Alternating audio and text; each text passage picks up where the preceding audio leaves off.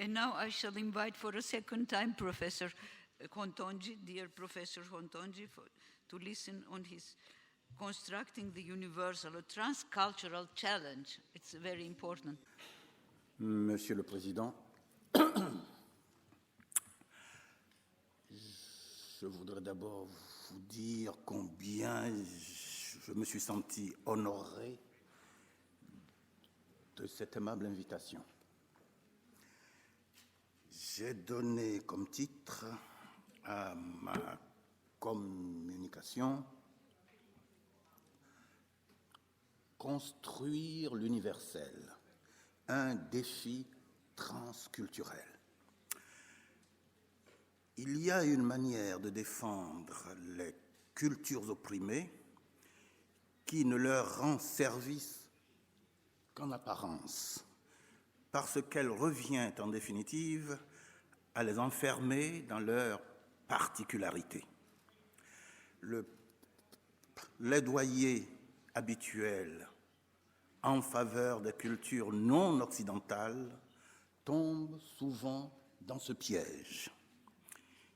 Il ne les valorise qu'au nom du droit à la différence face aux prétentions d'une civilisation occidentale qui revendique, à travers quelques-uns de ses représentants les plus en vue, le monopole de l'universel. L'Europe est amnésique. Elle oublie trop souvent ce qu'elle doit aux autres cultures. L'Europe au sens large, au sens où les Amériques actuelles ne sont d'une certaine façon qu'une excroissance historique du vieux continent, refoule dans son inconscient les innombrables emprunts culturels auxquels elle doit d'être aujourd'hui ce qu'elle est. Oublieuse de ses origines et de ses racines, oublieuse aussi de ses propres échecs, de ses désastres historiques et de ses tâtonnements, elle ne trouve rien de mieux pour décrire ses réussites les plus spectaculaires que de les présenter comme autant de miracles, ou plus simplement comme le miracle. Miracle grec et par extension, miracle européen, miracle occidental. Mais autant l'Occident est oublieux, autant le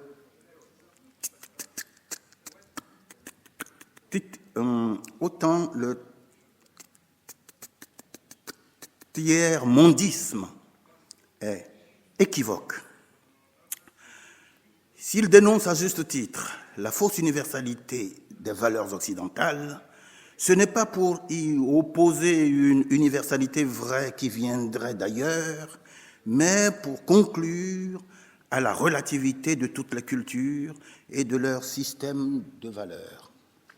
Face à cette double tentation, à mi-chemin entre l'universalisme figé qui caractérise l'eurocentrisme et le relativisme forcené du discours tiers-mondiste, on voudrait ici proposer une voie médiane, celle qui voit dans l'universel non pas un acquis à prendre ou à rejeter en bloc, mais une fin à promouvoir.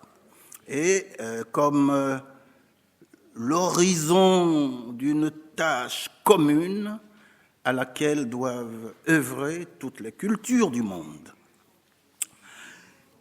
Je n'ai pas beaucoup de temps. Je vais donc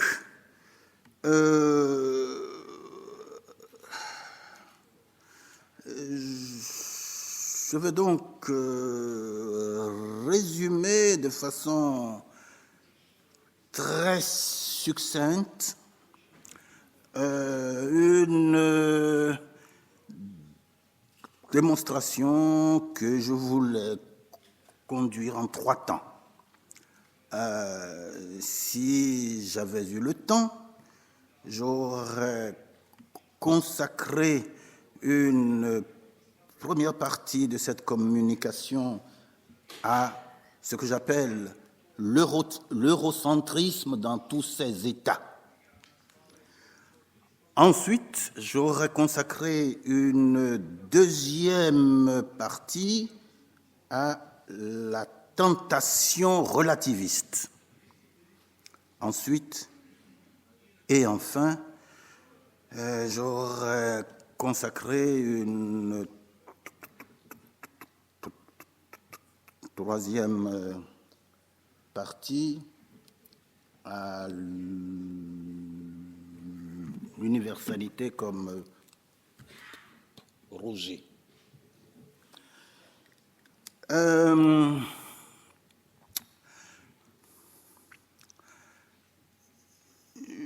Je voudrais d'abord faire remarquer que tout discours est un peu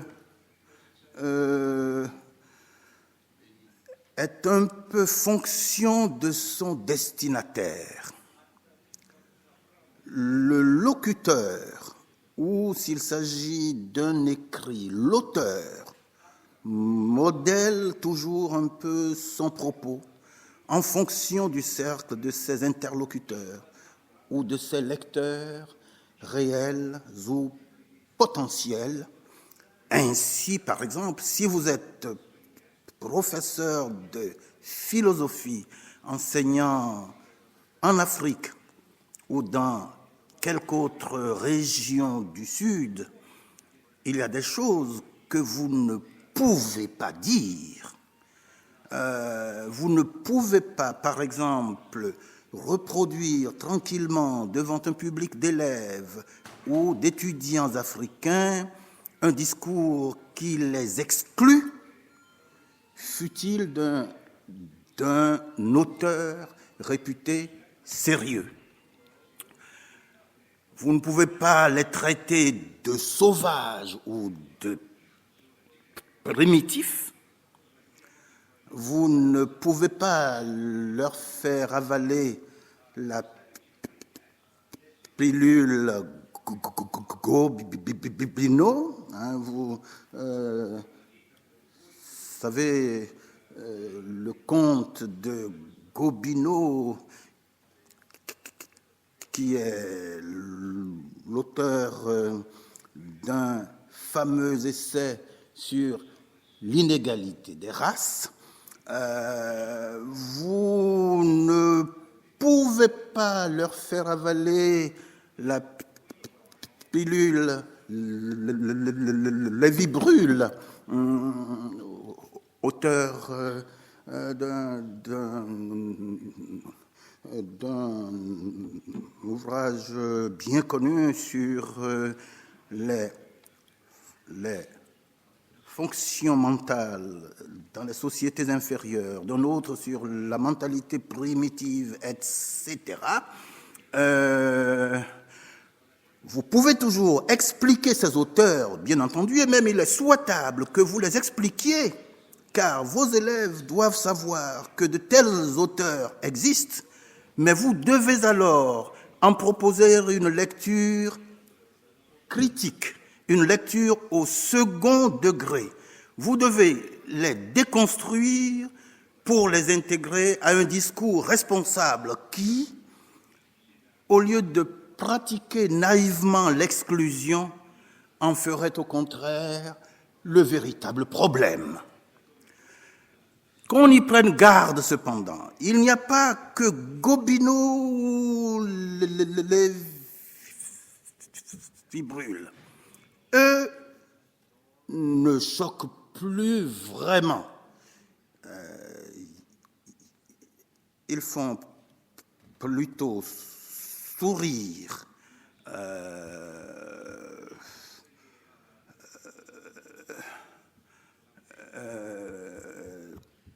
Comme font sourire aujourd'hui en Afrique pour les idéologues de la supériorité blanche. Mais un auteur comme Hume, un philosophe comme Kant, un penseur comme Hegel, un savant comme Diderot, on pourrait composer à partir de certains de leurs écrits un énorme et génial sottisier. Mon collègue nigérian, le regretté Emmanuel Eze, qui est décédé l'année dernière aux États-Unis, a publié une remarquable anthologie qui donne à penser l'indigence théorique du mouvement des Lumières sur le problème de la race et ce qui lui apparaît à Eze comme des thèses franchement racistes d'auteurs qui passent habituellement pour des humanistes et des esprits universels. Je ne m'amuserai pas à citer des exemples, ils sont légion. Depuis les trouvailles de Hume sur l'infériorité native des nègres par rapport aux blancs, et ceci est une citation, il parle, je cite, de l'infériorité naturelle des nègres par rapport aux blancs, jusqu'à l'alchimie savante de Heidegger, pour qui la philosophie est grecque dans son être même, c'est encore une citation, c'est-à-dire que, je cite, elle est dans son être originel de telle nature que c'est d'abord le monde grec et seulement lui qu'elle a saisi en le réclamant pour se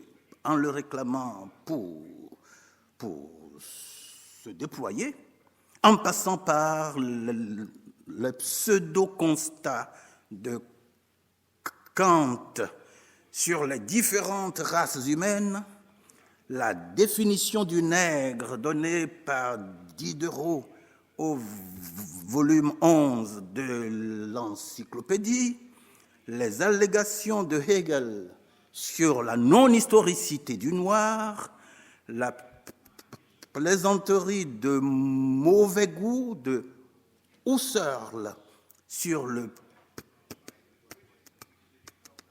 papou,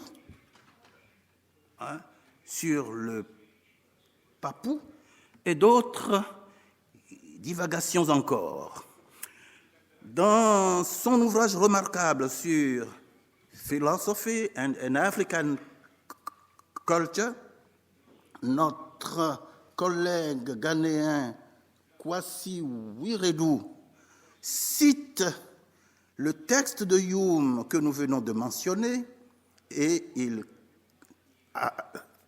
ajoute, je cite, « L'Africain a besoin d'une maturité considérable pour être capable d'examiner de façon impartiale le manque de respect de Hume pour les nègres et ses vues philosophiques, de manière à déplorer le premier et à apprécier et assimiler les secondes. » Et notre collègue, le regretté Emmanuel Eze, va beaucoup plus loin, comme je l'ai dit, en dénonçant sur le mode militant ce qu'il appelle tout simplement le racisme des Lumières. Je ne crois cependant pas qu'il soit véritablement productif pour nous aujourd'hui de nous en tenir à de tels propos militants. il vaut mieux constater, il vaut mieux supposer en tout cas que ni Hume, ni Kant, ni Diderot, ni Hegel, ni Husserl, ni Heidegger n'écrivaient pour les papous ou pour les nègres ou pour les Indiens. Si vous prenez, il y en a un qui est d'une grande subtilité et que j'ai omis de citer, c'est Max Weber, n'est-ce pas? Dans le texte de 1920, qui sert aujourd'hui d'introduction à l'éthique protestante et l'esprit du capitalisme, il développe une rhétorique assez spéciale. Il dit, et la force de cette rhétorique est qu'elle commence toujours par reconnaître les mérites des civilisations non occidentales, mais pour dire ensuite non, l'Occident est allé plus loin, n'est-ce pas? C'est une rhétorique du certes, mais. Certes, il y a eu des débuts d'université, il y a eu un enseignement supérieur bien organisé chez les Indiens, chez les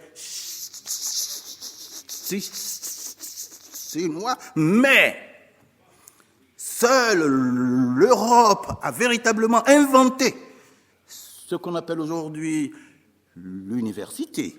Il y a eu un début, un embryon, une espèce de pré-capitalisme ailleurs, mais le capitalisme d'aujourd'hui est une invention spécifique de la civilisation occidentale. Alors, la question qu'il se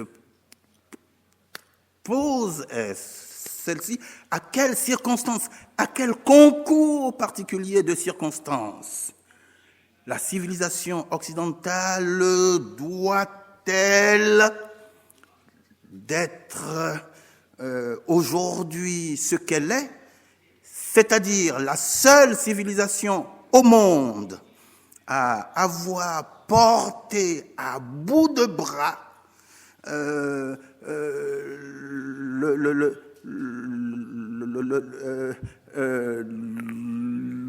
l'universel, la rationalité en tant que projet.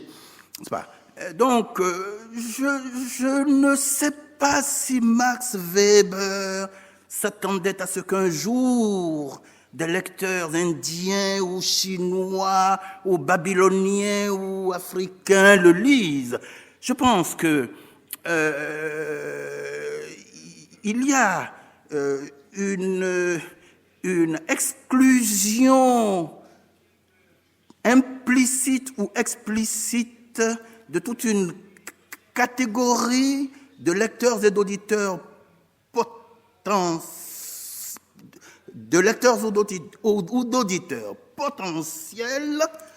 qui autorisent le savant ou le penseur occidental à raconter n'importe quoi, étant assuré que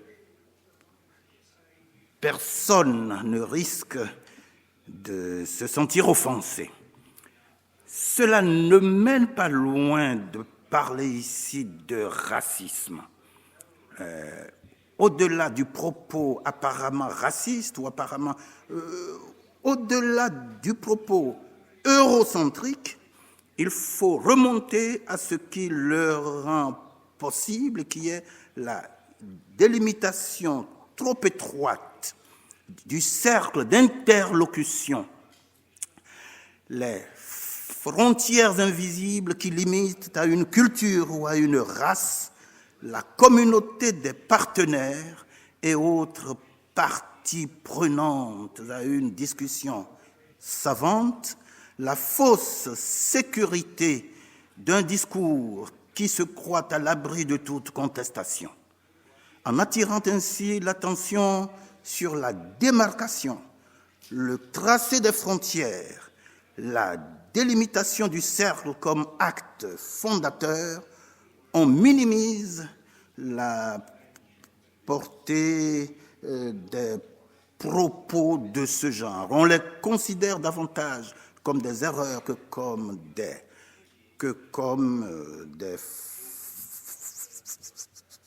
fautes. On les considère davantage comme des erreurs que comme des fautes. Je saute beaucoup de choses que j'avais prévu de dire. Je pense que, en ce qui nous concerne, nous autres, notre démarche doit être de tracer, notre première démarche doit être de tracer ici et maintenant, autour de nous, dans notre milieu et à partir de notre milieu, des espaces d'interlocution qui nous incluent au lieu de nous exclure et qui s'élargissent de proche en proche par cercles concentriques et aux dimensions du monde. Je voudrais dire un mot très rapide maintenant de ce que j'appelle la tentation relativiste, car le relativisme est une tentation ancienne, une tentation permanente de l'esprit humain, mais une tentation à laquelle il est possible et, me semble-t-il, nécessaire de résister. Je ne puis m'empêcher d'évoquer une conférence prononcée au Centre africain des hautes études à Porto Novo, au Bénin, en septembre 2002. Johanna Kouchouradi était à cette rencontre, une conférence du regretté Richard Rorty,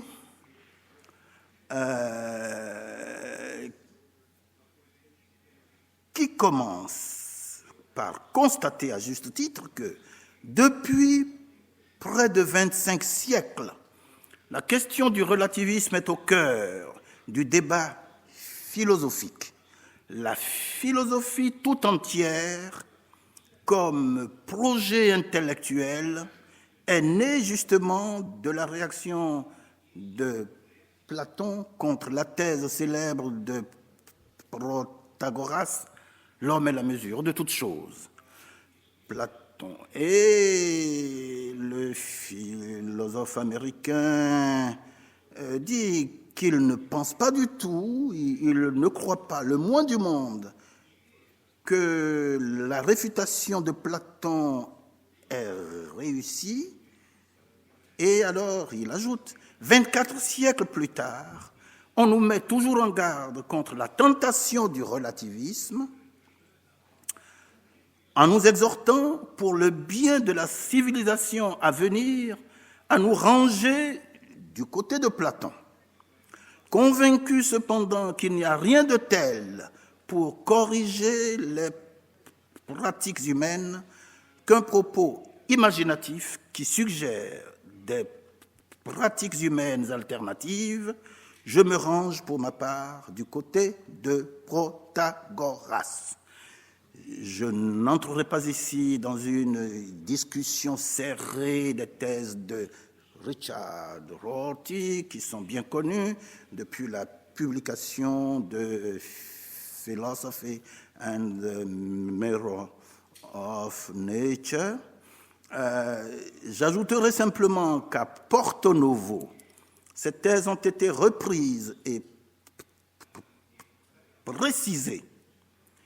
Le débat qui a suivi n'a malheureusement pas été, je crois, à la hauteur de l'événement, tant il est vrai qu'au Bénin et en Afrique francophone, Richard Rorty, l'un des porte-paroles les plus cohérents et les plus visibles du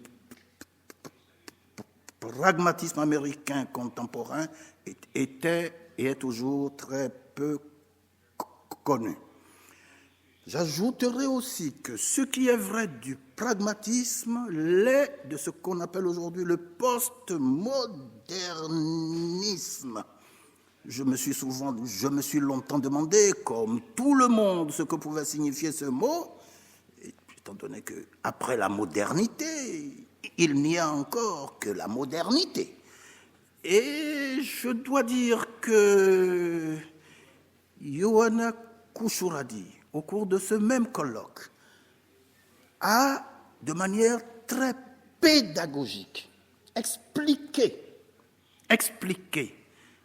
à son auditoire ce que signifiait ce mot. N'est-ce pas? Elle a commencé par distinguer soigneusement le débat sur la modernité qui, en Occident, traduit une réaction contre la valorisation excessive de la modernité en tant que vision du monde, d'une part, et d'autre part, le vieux débat sur la modernisation qui s'est longtemps déroulé et se déroule toujours jusqu'à ce jour dans les pays non occidentaux. N'est-ce pas? Et elle a essayé de montrer qu'on ne devait pas confondre les deux débats et que le postmodernisme est un peu une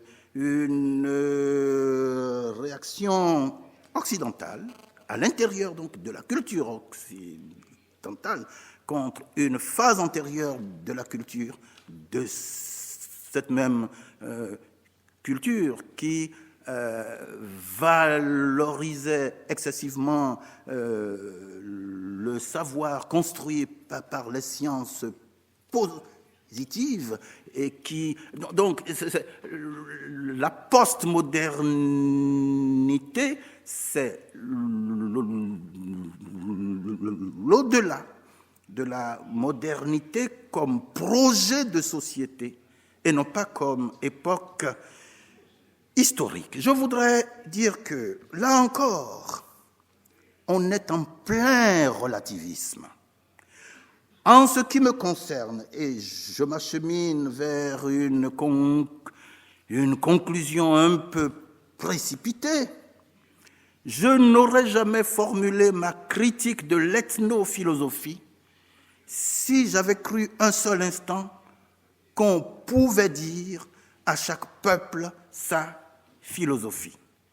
L'ethnophilosophie est ce chapitre particulier de l'ethnologie, ou comme on dirait de préférence aujourd'hui, de l'anthropologie culturelle qui se fait fort d'étudier le système de pensée des peuples dits primitifs ou semi-primitifs. Je crois que, sans attendre de me faire rappeler à l'ordre, je vais dire, pour conclure, que construire l'universel n'est pas tâche facile. Il nous faut prendre au sérieux des auteurs comme Richard Rorty, prendre au sérieux Protagoras, dont il se réclame, suivant en cela l'exemple de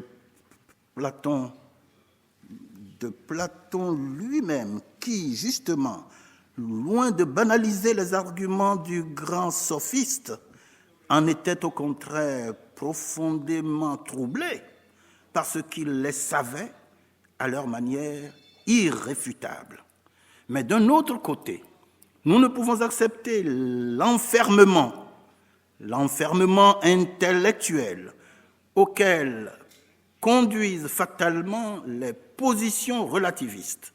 Nous ne pouvons accepter, à plus forte raison, les propos obscènes de quelques-uns parmi les meilleurs apôtres de l'universalisme qui, à l'occasion, s'enferment eux aussi, sans s'en rendre compte, dans l'espace clos de leur culture ou de leur race.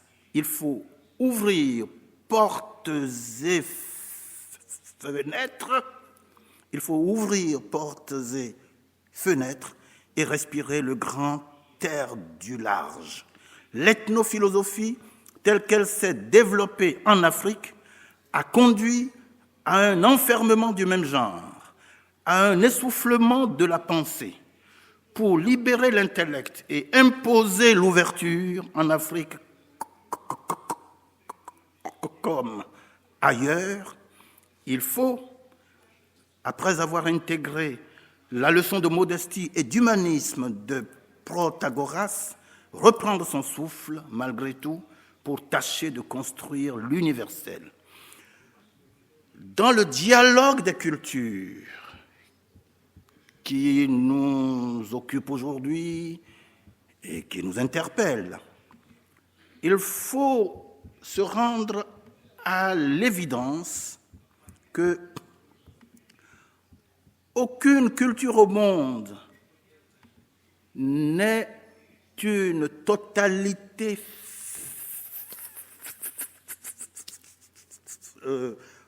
aucune culture au monde n'est qu'une totalité fermée, mais que toute culture est toujours un faisceau de contradictions, un équilibre instable entre des options alternatives et identifier dans chaque culture les options en présence et l'on est alors surpris de découvrir qu'au fond, à travers les différentes cultures, d'une civilisation à l'autre, les grandes alternatives sont fondamentalement les mêmes.